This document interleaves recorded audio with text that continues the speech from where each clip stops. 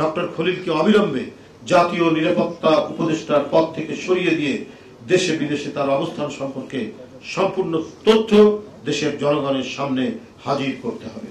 Doctor Khalil তার নিজের পক্ষে ওঠা প্রশ্নের জবাব না দিয়ে পলাতক স্বৈরাচারের মতো তারেক রহমানের বিপক্ষে প্রোপাগান্ডার পথ বেছে নিয়ে জনগণের দৃষ্টি ভিন্ন খাতে প্রবাহিত করার অপচেষ্টা জনগণ মেনে নেবে না। ফ্যাসিবাদের ১.৫ দশক ডক্টর খলিল কোথায় ছিলেন, কিভাবে ছিলেন, কোন দেশে ছিলেন, বিদেশে তার স্ট্যাটাস কি ছিল, ফ্যাসিবাদের বিপক্ষে তার ভূমিকা কি ছিল, অবশ্যই এ সকল প্রশ্নের জবাব জনগণকে জানাতে হবে। আমার বক্তব্য স্পষ্ট, রাষ্ট্র নিয়ে পরীক্ষা নিরীক্ষা করার সুযোগ নেই। ডক্টর খলিলকে অবিলম্বে জাতীয় নিরাপত্তা উপদেষ্টার পদ থেকে সরিয়ে দিয়ে দেশে বিদেশে তার অবস্থান সম্পর্কে সম্পূর্ণ তথ্য দেশের জনগণের সামনে হাজির করতে হবে। সুপ্রিয় সাংবাদিক বন্ধুরা, ইতিমধ্যে কথিত মানবিক করিডোর ইস্যু নিয়ে অন্তর্বর্তীকালীন সরকার, বিশেষ করে ডক্টর খলিলের ভূমিকা নিয়ে দেশের স্বাধীনতা প্রিয় জনগণের মনে উদ্বেগের সৃষ্টি হয়েছে।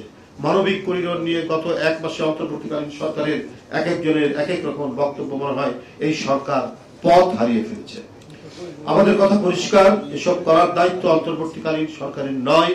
এসব বিষয় বিবেচনার দায়িত্ব জনগণের ভোটে নির্বাচিত, জনগণের কাছে জবাবদিহিমূলক নির্বাচিত সরকারের। এই সরকারের নিরপেক্ষতা এবং সরকারের পরিচালনার সক্ষমতা নিয়ে জনগণের প্রশ্ন সৃষ্টি হয়েছে। অবিলম্বে এই সরকারের যাদের সম্পর্কে জনগণের সন্দেহের সৃষ্টি হয়েছে তাদের সম্পর্কে জনসম্মুখে বিস্তারিত তথ্য জনগণের সামনে উপস্থাপন করুন। তারেক রহমানকে নিয়ে ডক্টর খলিলের বক্তব্য গণতন্ত্রের স্থায়ী নিরাপত্তা ও ঐতিহাসিক সার্থকতার প্রতি বিদ্বেষ করা। আমি ডক্টর খলিলের গতকালকের যে বক্তব্য বাংলাদেশ জাতীয়তাবাদী দলের ভারপ্রাপ্ত চেয়ারম্যান জনাব তারেক রহমানকে জড়িয়ে আমি এর তীব্র নিন্দা এবং প্রতিবাদ জানাচ্ছি এবং